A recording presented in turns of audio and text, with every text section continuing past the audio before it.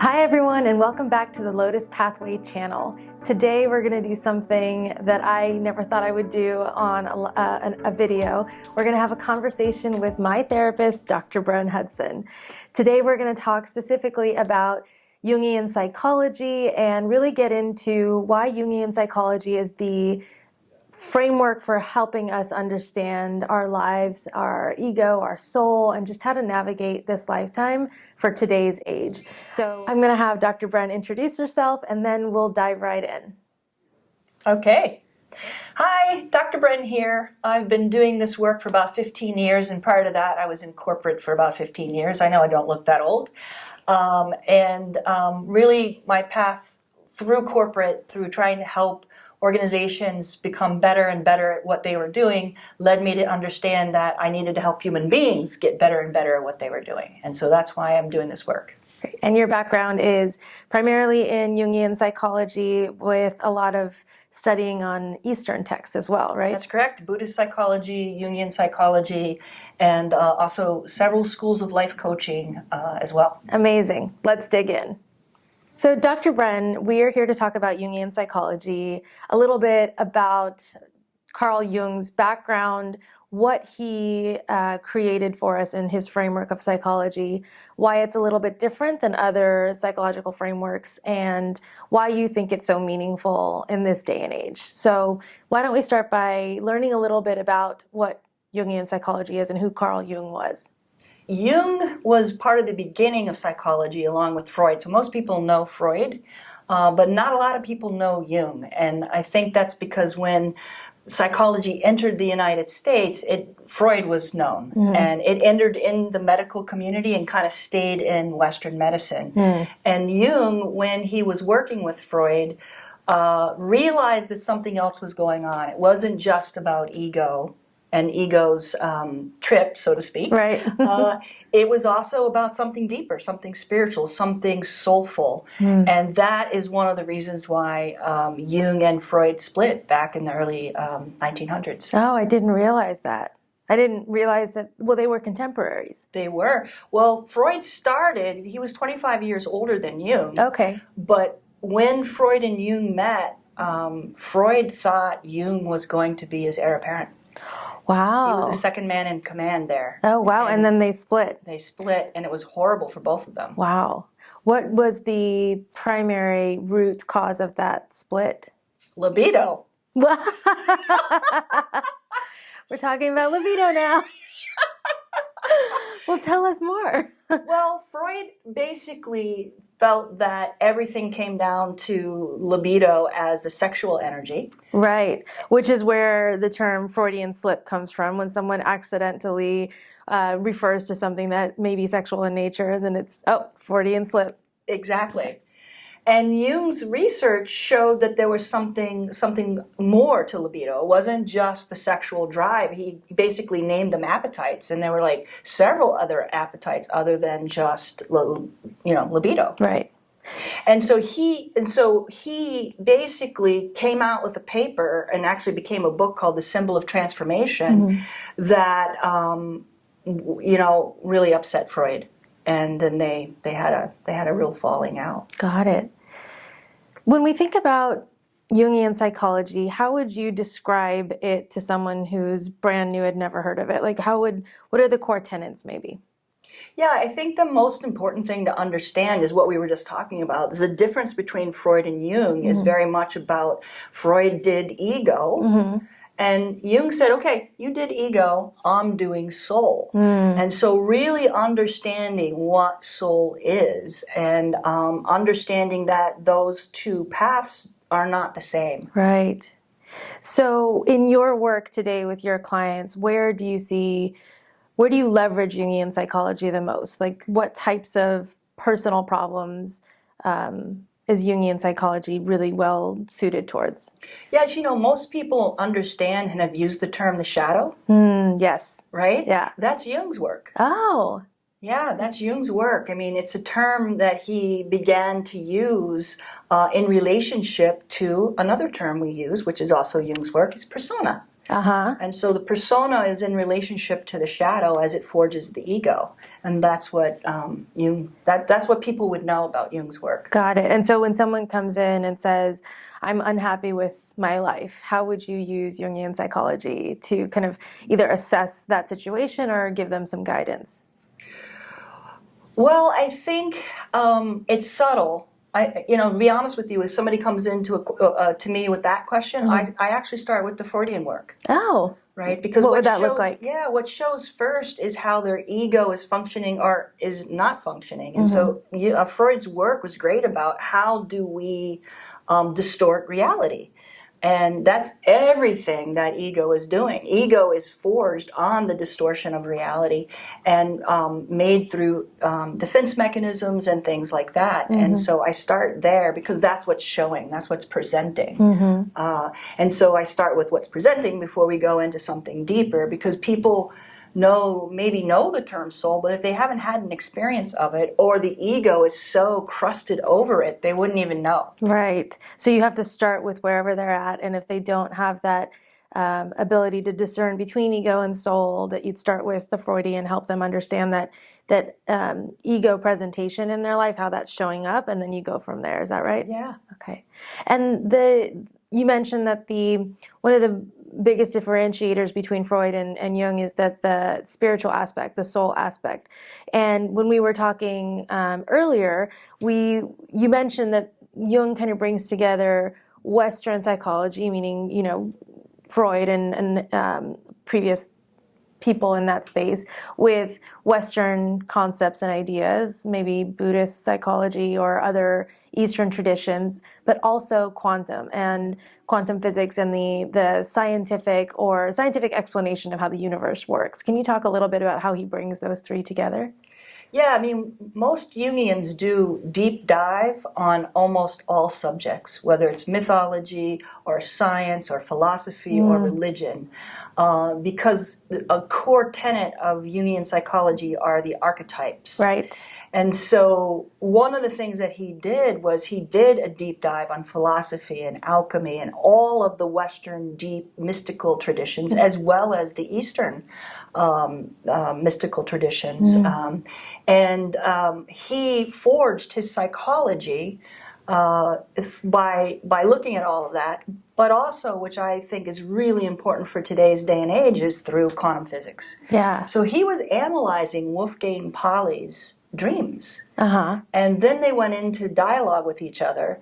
And Wolfgang Pauli he's a great quantum physicist. One of the fathers of that science, right? Totally. And you might know him through the Pauli effect. That was him. Okay. And he was in his contemporaries were Einstein and Bohm and all the other great. Wow. Yeah. And so he was, he was analyzing, Jung was analyzing those dreams, and through those dreams and through their dialogue, Wolfgang Pauli would say, I'm seeing this in the physics world. And Jung would say, I'm seeing this. And then they began to reconcile. Oh my God, we're talking about the same archetype. One is physical and one's spiritual. Wow.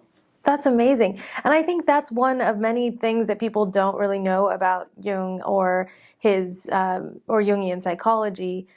Why do you think that is? Why are we not as familiar with his work as maybe Freud or other modern day psychologists? Yeah, I think that's a really good question, because Jung's work does not fit in the Western medical model. Because it's spiritual. Right. And psychology is atheistic. Yeah. And Western medicine is atheistic. Right. Right? And our insurance and all of that, it's all atheistic. And so you won't go to a psychology class or school anywhere in the United States and learn Jung. Really? No. Even today? Even today. Wow. Yeah. Most psychologists haven't even heard of Jung, which is really quite extraordinary to me, since he was one of the beginning founding fathers of psychology. Right. Well, what are they teaching? Well, that's a great question, because when I think about when I have friends that say, "Oh, I'm going to see a therapist or a psychologist," I assume, maybe wrongly so, that they're going to see somebody like you who has a very diverse breadth of knowledge that like Jung, combines Western understandings, Eastern traditions, and also the quantum physics and scientific aspects of almost showing proof of these mystic traditions.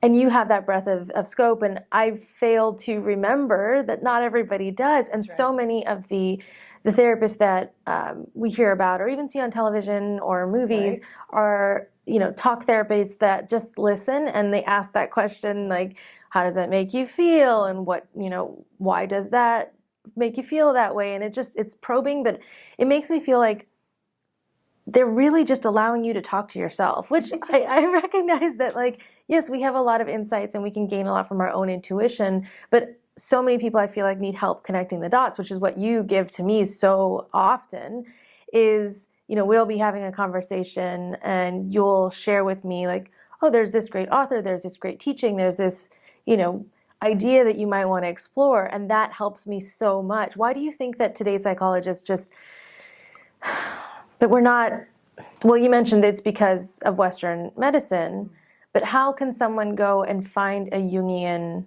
psychologist, or how can they access Jung's wisdom if their therapist or psychologist is not trained in that?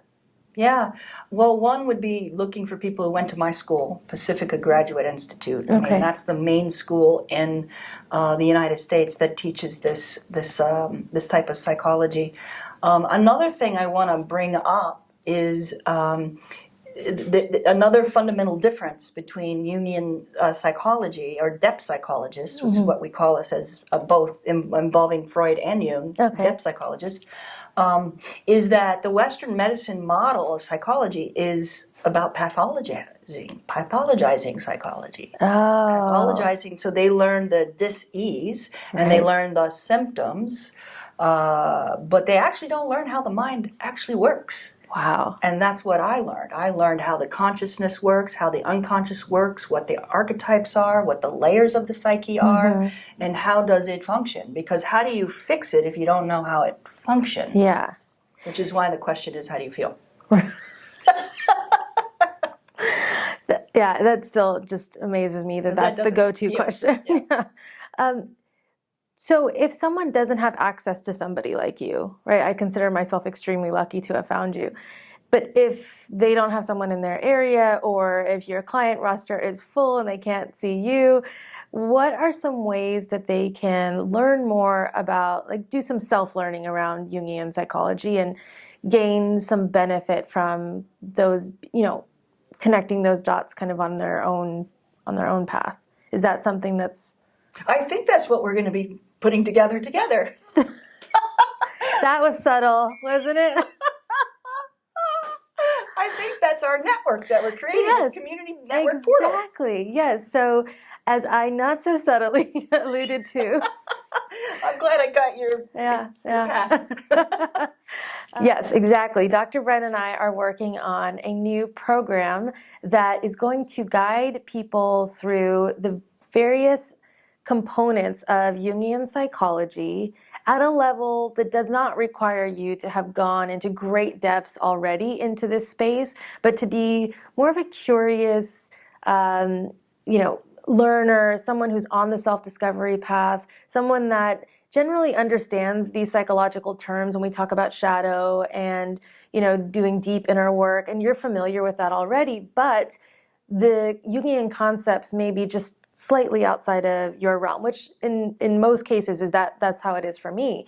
But I'm, excited to be learning more, and we're going to get into, in this program, a variety of different topics like shadow work, active imagination, dream work, mythology, archetypes, all in with the lens of learning more about who we are, not just from our ego's perspective, but from our soul's perspective, and using that information to help us get a greater sense of ease and acceptance with our lives, and learning how to make the most out of this lifetime, right? Yeah. Do you want to talk a little bit more about the program and just some of the topics that Jung, that Jung teaches that we'll be covering? You covered all of them except for maybe anima and animus. Oh, see, I've been listening. You have been. Yeah, so I mean, one of the steps of individuation that Jung called his process of ascension, of becoming enlightened, one of those steps is learning how to reconcile both your masculine and your feminine. Oh the my animate and gosh. the animus. Yeah. I think that masculine and feminine balance is so the need for that is so heightened right now. You know, you have another video on the Me Too movement and the implications of that. You and I personally have been working a lot on the masculine feminine balance. For me personally, it's been, you know, I've grown up in a society like many of you have that highly values masculine energetic traits, meaning very logical, linear, very structured, as opposed to what we would consider more feminine traits or feminine energy traits around flow and intuition and kind of being receptive and open. And how I've been working through understanding when I'm showing up more in my masculine and when that's great, and other times when that needs to take a step back and the feminine needs to lead. And I think that applies regardless of your gender. That balance of energies is always at play for men as much as it is for women. And so understanding how that works, and then how to notice it, and then how to better, not manage isn't the right word, but how to integrate. Yes, how to integrate both so that you're always functioning in this beautiful flow between the two, right? Yeah, it's part of becoming whole. And that's what Jung's psychology is all about, is becoming whole. Yeah. It's all about that. Yeah. It's such an amazing field of study that, you know, again, I'm a total newbie to this, but there's so much treasure in his work. There is. But if you were to read, and I'm just going to grab this book real quick, if you were to read The Boundaries of the Soul, which is a book written by June Singer on the practice of Jung psychology, it can be a little dense in the sense that there's so much information in it, and it's if you're ready to dive into that, it is fantastic, right? But it requires a lot of study, and sometimes the concepts don't quickly or easily translate. So to have someone who has studied this for a really long time that can translate what may be conveyed as very complex and in depth into simpler, easier to grasp, and easier to integrate concepts, right? So that people like me can understand those and then figure out, how do I apply this to my life? Because I might read this book and say, this is great information, but what do I do next? And that's, I think, what we're really going to try to focus on the program. And I think that, you know, the ability to work with you, right? Because I'm always going to ask questions and say, that's a little over my head, Dr. Bren, can you explain that? Right. You know, can you bring it down a notch and just connect it to something that relates with me? So I think I'm really excited about that. Yeah. Well, you know, when this is the beginner book, by the way, because when I was reading Jung, I had to have a Latin dictionary, a German dictionary, an English dictionary, and a Greek dictionary to read almost one paragraph. That's how hard it was. Well, and you had to read Greek in Greek. Well, I'm glad that you did that work for us. Because I don't know where I would put those dictionaries. I know, right? I had a big desk. Yeah. I am running out of room on my bookshelf. So I'm glad that you've done the heavy lifting for us. And I'm really excited to start the program, which I think we're kicking off in a few months. Yes. But the waitlist is open, and I've included a link to the waitlist in the description below so that you can join us. And then as soon as it's ready and available for us to get going, you can be the first to join us. And over the next couple of weeks, Dr. Bren and I are going to be doing a series of videos. So join us for the next one, where we'll be talking a little bit more in depth about the ego and the soul, and just how to think about the mind through the lens of Jungian psychology. So if you found this video helpful, if you learned a little bit more about Jungian psychology, be sure to give it a thumbs up and subscribe to the channel so that you can be notified when the next videos come out. Thank you for joining us. Thank you. Namaste.